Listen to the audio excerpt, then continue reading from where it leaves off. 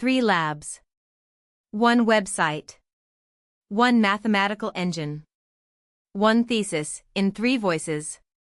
The Precision Lab put trust and evidence in your hands. The Echo Lab put the reach of evidence in your hands. The Loop Lab put preference, what counts as a good outcome, in your hands. Together they describe an active inference agent the way the literature describes one. As a system whose dials a clinician could, in principle, recognize. In the Precision Lab we showed that turning one number, sensory precision, turned a stuck system into a goal-directed one. No new motivation. No new strategy. Just trust in evidence. In the Echo Lab we showed that the reach of evidence matters, not only its precision. The same agent localized faster when it could hear further. Same arithmetic. Different observation model. Different mind. In the Loop Lab we put preference in your hands and watched a stuck chronic trauma archetype heal. Not because we changed the patient. Because we changed the order of interventions. Ground first. Then expose.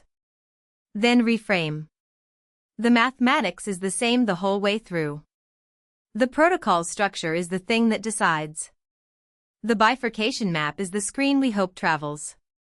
It shows a region, the bottom band, where no preference adjustment can move the model out of trauma. And a region, above that band, where engagement reliably works. The boundary is sensory precision. The upstream variable for any preference-level intervention is the patient's ability to trust new evidence. That is the claim. Active inference researchers have been making it for years in journals. This lab makes it possible to point at it. All of this is callable. The deployment exposes a model context protocol server at /API/MCP. 21 tools. No authentication.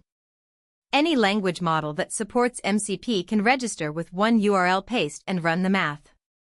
Which means the labs are no longer just a website. They are a queryable, scriptable surface for any LLM-powered tool. A clinician sitting next to Claude Desktop can say, apply the sequenced protocol to a chronic trauma archetype with this gamma A, and watch the model give them ground truth instead of guessing. None of this is clinical evidence. The lab is a two-state computational toy. The behavioral labels are interpretations of math. They are not measurements of people. The honesty panel says this plainly, and the citations point at the peer-reviewed work that should be cited if any of this is to be taken further. The lab exists to make one shape from that work easier to argue with. That argument is the productive thing. If this video has done its job, you are not now more certain about anything. You are more curious. You want to read Linson and Friston on PTSD. You want to read Smith on interoceptive precision. You want to argue with the parameter ranges, with the action set, with the two-state world. That argument is the thing this whole project was built to provoke. The project is open source, runs entirely in a browser, deploys to one Versal project, has an open MCP for any model to attach to. The whole stack, perception, valuation, observation, intervention, sits in a few thousand lines of vanilla JavaScript and TypeScript. There is no back-end secret. There is nothing to subscribe to. Where does this go next? Open questions. A three-state world that includes a liminal middle state. A continuous belief axis instead of two discrete states.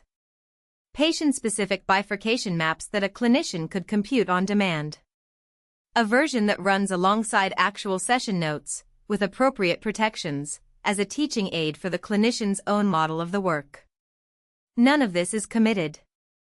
All of it is interesting.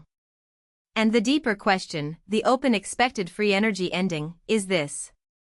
If a stuck pattern is mathematically a basin, and the basin's boundary is sensory precision, then the question we should be asking, in research and in care, is not how to push harder against the basin. It is how to lift the floor. Universal natural intelligence. 3. Labs, 1 MCP, 1 open invitation. If you build something with this, please tell me.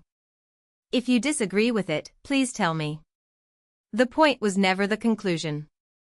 The point was the argument. Thank you for watching.